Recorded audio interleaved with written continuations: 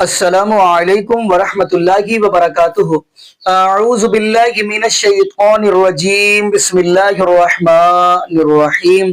الا ان اولیاء اللہ لا خوف علیہم ولا هم یحزنون۔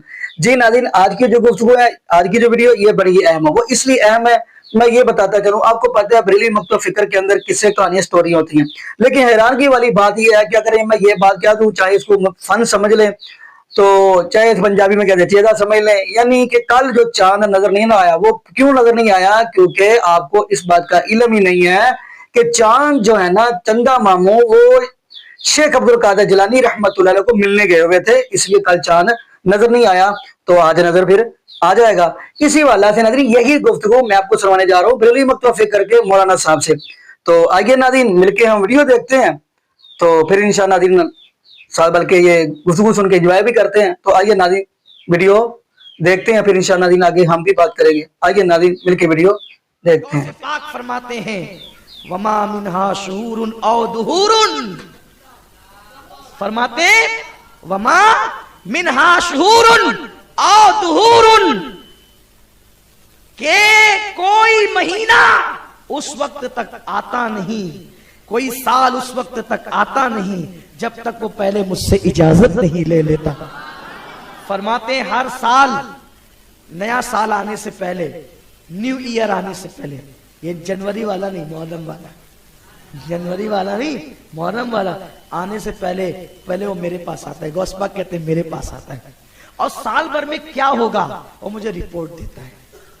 پھر اس کے بعد مہینہ، محرم، صفر، ربیع الاول، ربیع الاخر، جمادی الاولی، جمادی الاخر، رجب، شعبان، رمضان، شوال، ذی الحج، ذی القعدہ، ذی الحج، یہ 12 مہینے پہلے آتے ہیں، پھر شروعات ہوتی ہے، مجھے ساری رپورٹ دیتے ہیں۔ ہفتہ پہلے میرے پاس آتا ہے، سب رپورٹ دیتا ہے کہ کیا کیا ہوگا، پھر وہ آتا ہے۔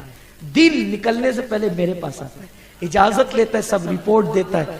اسی لیے سارا اللہ نے غوث پاک کے ہاتھ میں دیا ہے۔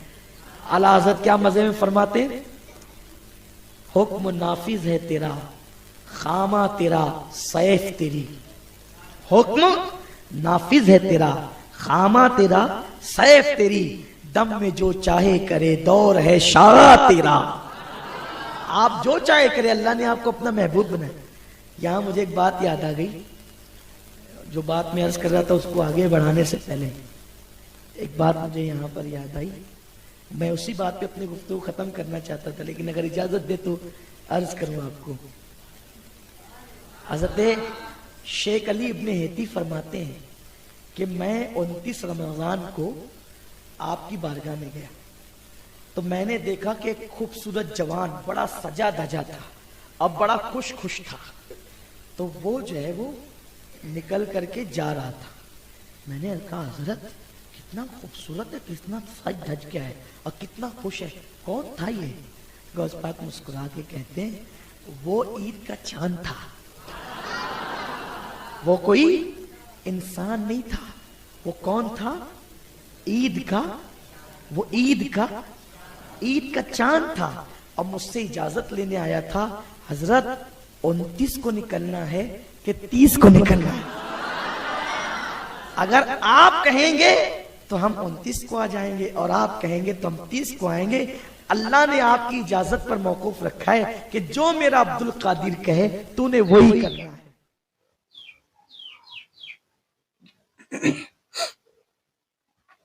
جی ناظرین، آپ نے یہ بڑی بات فرمائی۔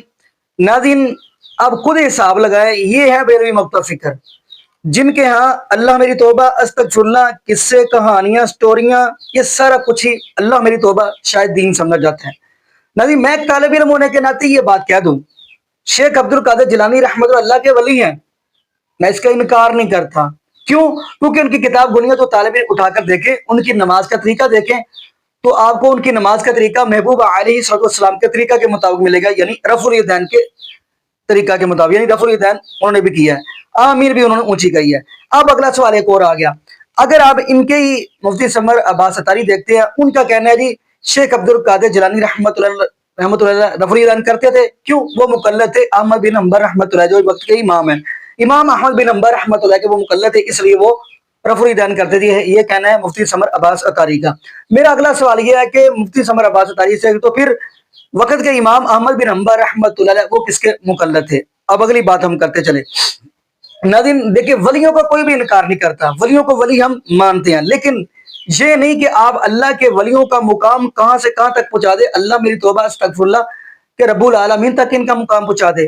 اب دیکھتے ہیں سوشل میڈیا، بلکہ یہ وہ لوگ ہیں جنہوں نے شیخ عبد القادر جیلانی رحمۃ اللہ علیہ کو استغفر اللہ معاذ اللہ، یہاں تک یہ کہتے ہیں کہ شیخ عبد القادر جیلانی رحمۃ اللہ علیہ ہمارے ڈبے بیڑے تارتے ہیں، 12 سال ڈوبی رہی، پھر کشتی باہر کٹتی، جان سمیت باہر زندہ کرتی، اللہ میری توبہ استغفر اللہ۔ میں اگر ان کے بارے میں یہ پنجابی شعر کہہ دوں تو شعر یہ بالکل ٹھیک ہوگا، کیا کہ میں جھوٹیاں گلاں کر دے نے، کہ میں جھوٹیاں گلاں کر دے نے، آندے نے جی بابے بھی سب کچھ کر دے نے، ساڈے ڈبے بیڑے تر دے نے، کہ میں انہاں قدر پلائی اللہ آدھی، کر شکر ادائی اللہ آدھی، کر صفت سنائی اللہ آتی۔ فرمایا وما قدر اللہ حق قدری والعرض جميعا قبضته یوم القیامہ والسماوات مطویات بیمینہ سبحانہ وتعالی عما یشرکون ما لکم لا ترجون للہ وقارا وقد خلقکم اتوارا، کہ میں جھوٹیاں گلاں کر دے نے، آندے نے جی بابے بھی سب کچھ کر دے نے، ساڈے ڈبے بیڑے کر دے نے، کہ میں انہاں قدر پلائی اللہ آدھی، کر شکر ادائی اللہ آدھی، کر صفت سنائی اللہ آدھی۔ نہ یہ جو پنجابی میں نے گفتگو کی ہے یہ اپنے یعنی مغن میں آ کر اس لیے کی ہے، یقین مانیے ان کی طرف دیکھ کے حیران ہوتی ہے کہ ان لوگوں نے کیا کچھ کیا، استغفر اللہ معاذ اللہ۔ جبکہ یہ میں طالب علم ہونے کے ناطے یہ کہہ دوں، جب ہمارے پاس رب العالمین کا قرآن موجود ہے، محبوب علیہ السلام کا فرمان موجود ہے، ہمیں کیا ضرورت ہے لوگوں کے سامنے قصے کہانیاں سٹوریاں سنانے کی؟ ہمیں اگر سنانا چاہیے عوام الناس کو تو رب العالمین کا قرآن سنانا چاہیے، محبوب علیہ السلام کا فرمان سنانا چاہیے۔ باقی ناظرین یہاں پہ ہم دعا کرتے ہیں اللہ پاک ہمیں عقیدہ توحید نصیب فرمائے، اور اللہ پاک ہمیں محبوب علیہ السلام کی شریعت کے مطابق زندگی گزارنے کی توفیق دے، اور اللہ پاک ہمیں 5 وقت کا پکا سچا نمازی بنائے، اور جتنے بھی بے اولاد جوڑے ہیں اللہ پاک سب کو نیک نورینہ صحت تندرستی والی، ایمان والی، لمبی زندگی والی اولاد عطا فرما دے۔ جزاکم اللہ خیرہ، احسن الجزاء۔ السلام علیکم ورحمۃ اللہ وبرکاتہ۔